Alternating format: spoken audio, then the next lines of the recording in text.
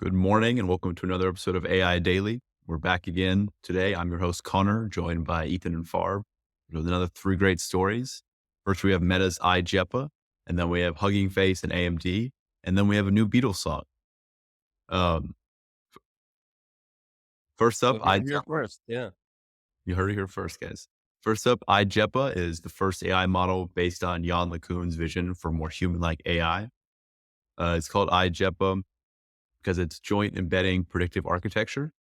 And the really interesting part here is that normal, instead of how a normal transformer would go over images by exactly pixels, this model is completely different because it has its own internal abstraction of how models work, of how the real world works, exactly kind of like the human brain works.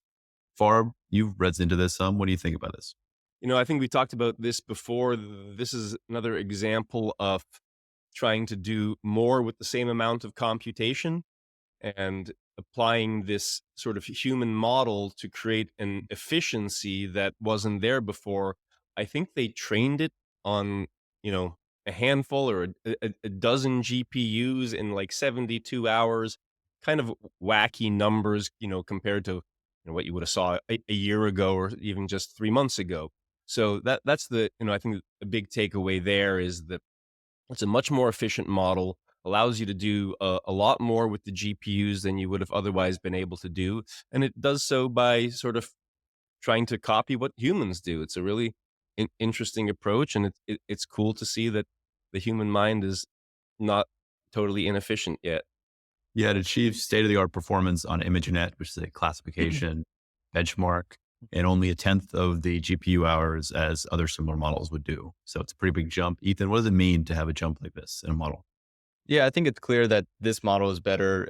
It's cheaper to train. It's more efficient. It's getting state of the art representations. But like you said, their entire vision with this model is to really fix some of the core problems in generative models. So in a generative model, you're saying, hey, I want you to generate this picture. And as you're training it, you're hiding a piece of the picture and it's trying to figure out what could be in that section. And it has a lot of problems. Most definitely, people have always seen the problem with hands, right? So you have stable diffusion, you're generating hands, and it pops out 6, 7 fingers. So this kind of at the meta layer is saying, hey, these models don't understand common sense at the end of the day. They don't have an abstract representation of what the rest of the image is. So instead of doing that kind of generative approach, what JEPA is doing is it's instead saying, hey, here's this piece of the picture. Guess what is in the rest of the picture now? So in this type of architecture, in this type of model, you're trying to improve what does it mean for these things to actually understand the world. And that's what they mean when they say, hey, these models, we're trying to embed this world model into it, right? We're trying to let it understand common sense, abstract reasoning. So instead of these pixel perfect, hey, fix this section of an image, fix this section of an image, it's like, no, what else is in the image? So a really cool model. This is their first implementation of it. But I think we're going to see these types of models go across video and possibly even go across text. It's a really interesting way of trying to tackle this common sense problem. Yeah, a person's brain, if you're painting a portrait, they don't see someone's wrist and then go, okay, pixels, pixels, pixels. Have the abstraction of wrist next to hand, 5 fingers.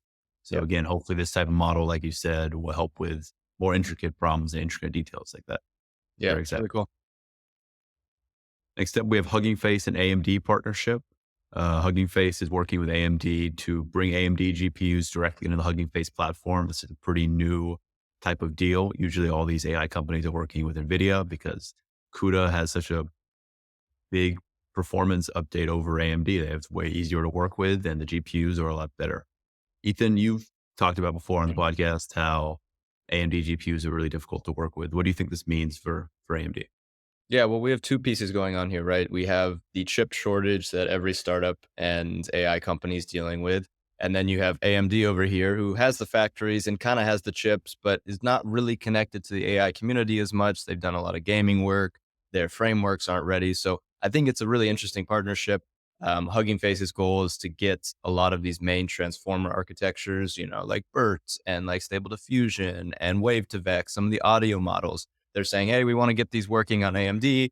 AMD is going to provide us a bunch of GPUs. So it's really a match made in heaven. I think Hugging Face is such a critical part of the AI community, and AMD needs to get going in AI. So exciting. Yeah, I think we predicted this when we spoke about AMD last time. Not that it's a bold prediction, but people kind of, if you'd written off AMD, I think you'd be sort of mistaken. There's too much opportunity here. They have too much sort of already set up, and this is an example of will this be AMD plus the open source community versus NVIDIA and the closed source community? Probably not, but it's fun to imagine some drama in the AI world. I would bet that AMD is going to, come a long way here in probably a pretty short time. And I think, and for some reason, it just made me sort of think of there was a time when people had sort of written off Apple for Microsoft. They were like, well, Apple will never catch Microsoft. Apple is, a small company compared to Microsoft. And, if you look at it now, well, Apple's, I think, probably twice the value of Microsoft these days, or something around that. So don't write off AMD. They have a ton of potential. The open source community, you could see come flying flock around this to solve the problem and accelerate these solutions rapidly in a very short amount of time. It's a very nice for Hugging Face too. Some people have kind of not rid them off, but see them as like, oh, they're the open source guys. They do some open source models. They might host your model code. No, a lot of people don't see them as super serious because they're not like making their own huge models or making their own huge MLOps platforms. But working with AMD in a very serious partnership is also good for Hugging Face. So, okay. Well, lastly, we have the Beatles song. We have Paul McCartney saying he's creating one final Beatles song, creating John Lennon and his last songs of last voice. Apparently he used AI to extricate Lennon's voice from a cassette player that Lennon gave him. Ethan, what do you think about this? What's your thoughts here? I think it's absolutely amazing, and I'm super excited to, I wish we could play the song. It's sitting here with me. We can't play it yet, but it's amazing.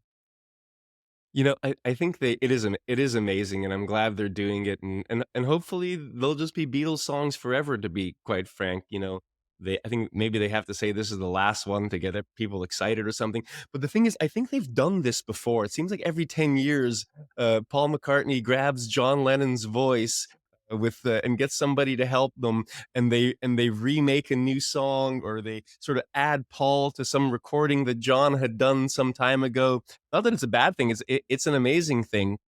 It's just kind of, when I heard it, I'm like, wait, I thought this happened 10 years ago, and that was the last. They said that was the last Beatles song that was ever going to be published. So I think there will be many last Beatles songs published, which is great for all of us. If you like the Beatles, which a lot of people do, obviously, I grew up, listening to them, even though they were long gone by the time I was growing up. But obviously, their music has lasted a half a century or more, and it seems that somebody taught Paul McCartney how to use 11 labs, and that's about all you really need to do, because Paul McCartney can do everything when it comes to music. He can play every literal instrument, he can produce the whole track, he can do whatever he wants. So help him get an 11 labs account, and the Beatles are back. It's exciting to see another Black Mirror episode coming true. We finally have our last Ashley O soundtrack. So I'm excited. New Black Mirror season coming on the 15th, I think. You heard it here first, folks. We're breaking the news. We'll cover that on what we're seeing tomorrow. Speaking of what we're seeing, what have you guys been seeing? Well, I saw this. They're applying Adobe Firefly to video now. I've almost like not even looked into it too much, because I'm filled with nervous, excited energy about it. AI and video, I think, is, film is the most visceral art form. It is the combination of every other art form, from choreography to music to language to, pictures. It's everything put together. So the impact on, entertainment and just what you can do to influence other people through this medium of film and video can't be understated. And to create a technology that democratizes people's ability to create compelling video content, again, can't be understated, I think. And this is going to be the obsession of a lot of people for many, many years. For sure. Ethan, what have you been seeing? Yeah, Mistral AI out of France has raised $113 million seed rounds at a $260 million valuation. congrats to them. I think some people were, a little like, oh, they're pre-product and X, Y, Z. These are huge seed rounds. A lot of this money is going to go to GPUs. I think we're seeing a lot of these kind of individual like companies at a country level. We have Stability over in Britain. We have Mistral now in France. We have China making different ones. A lot of this money is going to go to GPUs. I think it's a fantastic team. So yeah, just wanted to point out congratulations to Mistral, and we'll see some more competition at the foundation model level. Go Mistral. Go Mistral. Yeah, I saw that Vercel's launching a 6-week AI accelerator. So Vercel, of course, is probably the best way to build applications on the web. And now they're working with Anthropic, Banana, Chroma, Cohere, 11 Labs, Hugging Face, Modal, Pinecone, Replicate, Stability, LangChain, and OpenAI, offering between the 12 of those $850,000 in credits to, I think, 40 people they're going to let in. So not a huge amount of money, but it's exciting to have a mix of dynamic platforms for whoever they let in to choose from. So very exciting to see what comes out of it. Startup Week in AI, here it comes. Very true. Okay, guys. Well, thanks for tuning in. Have a great day tomorrow. Have a great day today, and we'll see you guys tomorrow.